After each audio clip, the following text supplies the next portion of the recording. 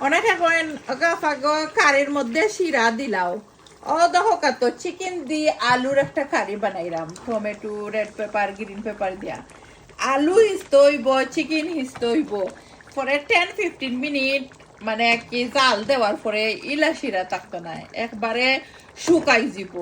যে কোনো কারি পানি ছাড়া কোনোদিনও কুক হইতো না আর এখানে দেখতে পারা বেবি চিকেন আমি আলু দি বানাইছি আমি স্যার অনেক বেশি পছন্দ আলু দি কারি আর কি আর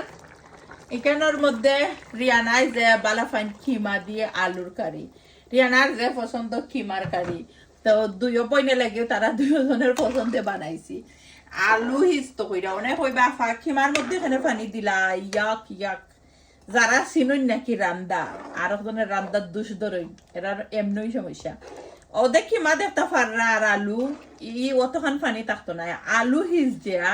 খিমা একবারে আঠি যাবগি অত হুকে তো আর আলু হিসতইব আলু শক্ত তাহলে মজা লাগে না কারির মধ্যে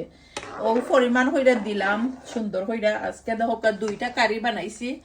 একটা বানাইছি চিকেন দিয়ে আলু আর একটা বানাইছি কিমার কারি কমেন্ট করবা দুইটা কারির লুক যে সুন্দর